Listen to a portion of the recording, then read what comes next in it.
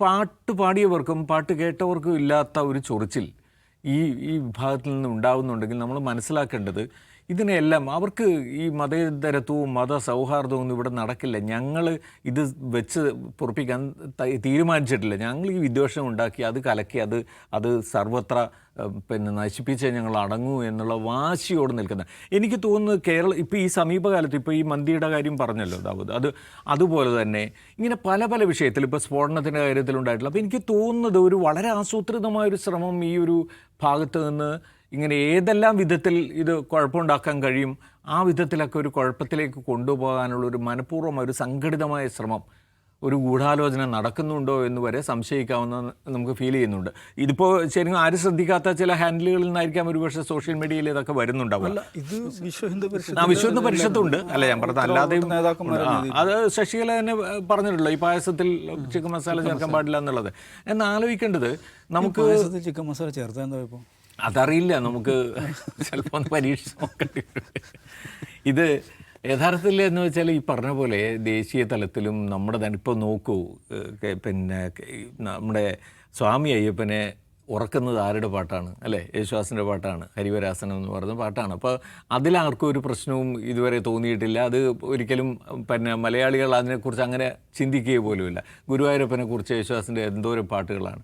അപ്പോൾ അതുപോലെ തന്നെ നമുക്ക് ഇഷ്ടം പോലെ ഇപ്പം കഴിഞ്ഞ ദിവസം നമ്മുടെ ഇതിൻ്റെ ദിവസമാണ്, ഈദിൻ്റെ ദിവസം പുഷ്പവതി പൊയ്പ്പാടത്ത് അവരുടെ ഒരു ഖുർആനിലെ ഒരു സൂറത്ത് അതിമനോഹരമായിട്ട് ഞാനത് ഫേസ്ബുക്കിൽ ഷെയർ ചെയ്തിരുന്നു. ഞാനത് പലർക്കും അയച്ചു കൊടുത്തു. എനിക്കത് വീണ്ടും വീണ്ടും കേൾക്കുമ്പോൾ എനിക്ക് ഉണ്ടാകുന്ന ഒരു വെളിച്ചം എനിക്ക് മനസ്സിന് അത്രയധികം സന്തോഷം തോന്നുകയാണ്. അങ്ങനെയുള്ള ഒരു കൾച്ചറാണ് നമുക്കുള്ളത്. അപ്പോൾ അതൊക്കെ ഇരിക്കുന്ന സമയത്താണ് അവരാണെങ്കിൽ അത് പലതും പല വാക്യങ്ങളും അവർ പാടിയിട്ടുണ്ട്, പലയിടത്തായിട്ട് അവർ പാടുന്നതുമാണ്. അപ്പോൾ അതൊക്കെയുള്ളൊരു സ്ഥലമാണ്. അപ്പോഴാണ് ഇതിന് ആലോചിക്കേണ്ടതെന്ന് വെച്ചാൽ ഇപ്പോൾ വളരെ വർഷങ്ങൾ ഇപ്പോൾ വാരാണസിയിൽ UP-യിൽ ഈ ഫിറോസ് ഖാൻ എന്ന് പറയുന്ന ഒരു വലിയ ഭജൻ ഗായകന് എത്രയോ വർഷങ്ങളായിട്ട് പാടുകയും അവിടുത്തെ ഒരു പ്രദേശത്ത് മുഴുവൻ അദ്ദേഹത്തിന് അമ്പലങ്ങളിൽ കൊണ്ടുപോയി പാടി. സംസ്കൃത പണ്ഡിതനുമാണ്, ഭജൻ ഗായകനുമാണ്, മുസ്ലിമാണ്. അപ്പോൾ അദ്ദേഹത്തെ കൊണ്ടുപോയി പാടിക്കുകയൊക്കെ ചെയ്താണ്. അദ്ദേഹത്തിൻ്റെ മകൻ്റെ മകൻ പിന്നീട് ഒരു കാലത്ത് സംസ്കൃതം പഠിച്ച് ഒരു പണ്ഡിതനായി സ്കോളറായി PhD എടുത്ത് വാരാണസി സർവകലാശാലയിൽ ഹിന്ദു യൂണിവേഴ്സിറ്റിയിൽ പഠിപ്പിക്കാൻ സംസ്കൃതം പഠിപ്പിക്കാൻ വന്നപ്പോൾ അതിനെതിരായിട്ട് LUP രംഗത്ത് വന്ന കഴിഞ്ഞ വർഷമാണോ അതിനും പാടുന്നത്. എന്നിട്ട് അദ്ദേഹത്തിന് ഒടുവിൽ സോഷ്യോളജി പഠിപ്പിക്കേണ്ട സ്ഥിതിയിലേക്ക് മാറേണ്ടി വന്നു. അപ്പോൾ ഏതോ കാലം നമ്മുടെ ഒരു കാലത്ത് നമുക്കിത് മുഴുവൻ അത്രയും നാച്ചുറലായിട്ടുണ്ടായിരുന്നിടത്തുനിന്നാണ് ഇത് ഈ രൂപത്തിലേക്ക് മാറുന്നത്. അപ്പോൾ നമ്മളത് മനസ്സിലാക്കണം. എത്ര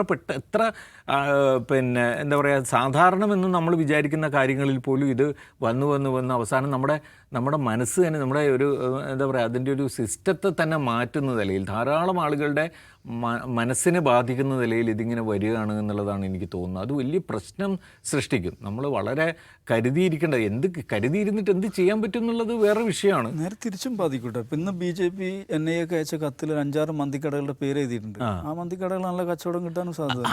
അത് നമുക്കറിയില്ല, നല്ല കച്ചവടം കിട്ടുമായിരിക്കും, അതിനൊന്നും സംശയമില്ല. പക്ഷേ പ്രശ്നം ഇതാണ്, ഇത് കാലക്രമേണ ഇതിൻ്റെ ഒരു എന്താ പറയുക വല്ലാത്ത ആളുകളുടെ മാനസികാവസ്ഥയെ ബാധിക്കുമോ എന്നുള്ളൊരു ഭയം എനിക്കുണ്ട്.